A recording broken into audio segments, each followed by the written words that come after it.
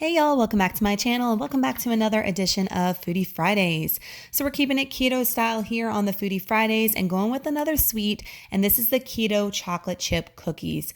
Let me tell you guys, these things are life. The hubby actually really made me mad tonight and ate the last of the two and didn't leave me one. Shame on him, right? They are so stinking good. We were fighting over these all week. We love them. Ingredients that you're going to need are 2 eggs, 1 teaspoon of vanilla extract, 1/3 cup of erythritol. I'm using the pure there. You can find that at Walmart. 1/4 cup of either butter or you can use coconut oil, and it needs to be softened. I actually melted mine, but thinking back, I might need to just had it softened. So I'll try that next time, but nonetheless, they were delicious. 1 tablespoon of unflavored grass-fed beef gelatin, 1/2 teaspoon of baking soda, a pinch of your pink Himalayan salt, and 1/2 cup of Lily's chocolate chips, which make this recipe. So if you want to see how to make really awesome keto cookies, keep on watching.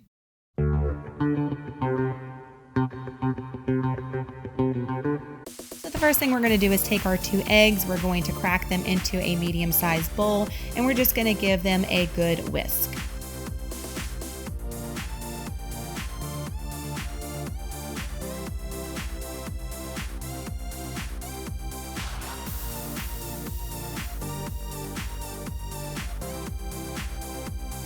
We're going to add our vanilla extract. Remember, that is a teaspoon of vanilla extract. It needs to be 100% pure. Don't use that artificial stuff. And then we're going to go in with our 1/3 cup of erythritol, or your pure here. Again, you can find this at Walmart. Really accessible to find this granulated. It's not sugar, but you know what I mean. And then we're going to go in with our butter or your coconut oil. That is going to be 1/4 cup, and it needed to be softened. Mine's melted. They worked nonetheless. And then we're going to give this a really good stir. This is all of our wet ingredients.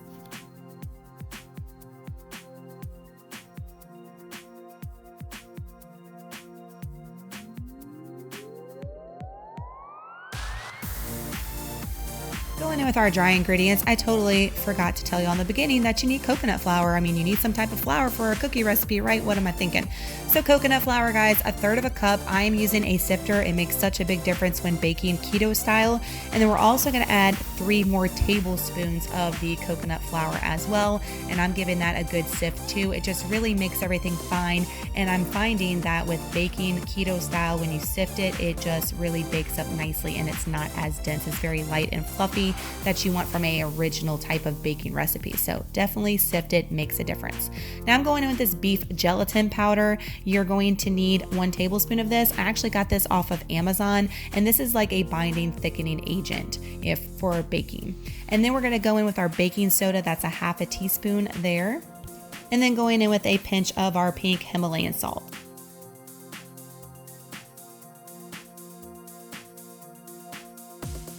We want to give our dry ingredients just a little bit of a stir just to incorporate everything nicely. And then we're actually going to, even though we did all that sifting, we're going to be dumping it into our wet ingredients. I'm telling you, the sifting does make a difference even though we're dumping them in here. And then we're going to give it a really good stir, guys. This is going to have to take a little bit of elbow grease here. It's going to thicken up a little bit, but this is the consistency exactly as you want it towards the end.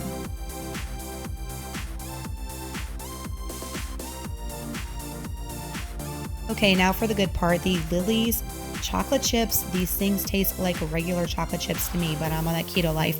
I'm showing you the macros here. I wanted to zoom in so you can see. You subtract the fiber and the erythritol there, guys. So it is literally hardly any net carbs. And I think it's for like 60 chips for a serving size, so that's crazy. 1/2 cup going in here, and you're just gonna give it a really good fold. It took me a little bit to try to get it in there. I had to, just like regular chocolate chip cookies, even before keto, you gotta push it in there and use those elbows to get it all in there nice and good the way you need it. But I'm telling you guys, these chocolate chips are so good. These cookies taste like the real deal.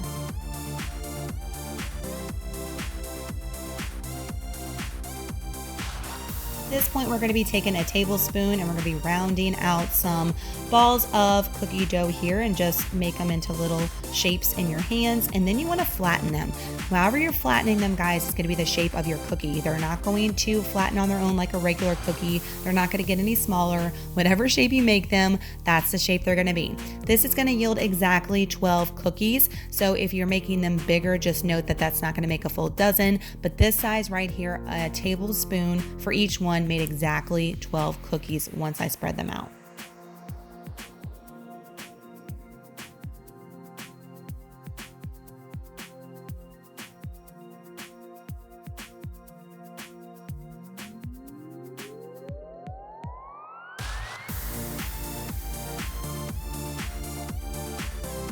Now we're going into a preheated 350-degree oven. The original recipe says to cook for 8 to 10 minutes. As you're going to see here, I originally did 8 minutes, but when I went to check on them, I felt like they needed the extra 2 minutes, so I did a total of 10 of what you're seeing now. So this is the final product, guys. As I told you, they do rise a little bit, but they don't spread out and get any bigger. So this is the size you're going to get from the 12 that you're going to be making.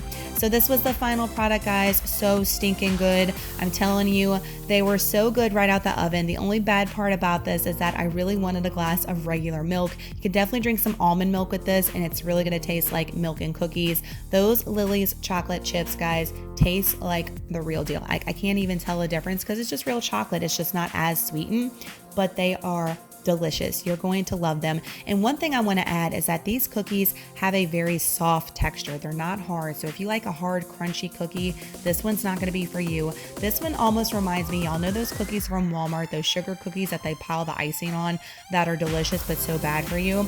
They remind me of that. So they have that consistency, that light, fluffy airiness about them. Just really spot on. We really enjoyed this one, and they're really easy to make, as you can see.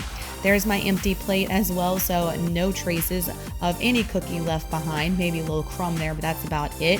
And there's another shot of the ingredients that you need. As far as the beef gelatin powder, guys, I ordered that off Amazon. It was not that expensive, and it's huge. So that's gonna last forever. A lot of my other keto recipes call for it as well, so it was a worthwhile investment for me. So I'm not sure if you can leave that out or you can replace it with something else, but nonetheless, they came out great with what they called for. So y'all give this video a thumbs up, guys, if you look forward to Foodie Fridays every single week here on my channel and you're really loving these keto recipes. And make sure to hit that subscribe button if you're not with me already. I'd love to have you a part of the YouTube family here, as I am all about the ketogenic lifestyle. I post a weekly vlog with my progress on the keto diet, and here and there I've been trying to give y'all a keto recipe that y'all can make on your own at home. I love you guys so much. I hope you're having an amazing Friday and your weekend is awesome, and I'll see you guys in my next video. Bye.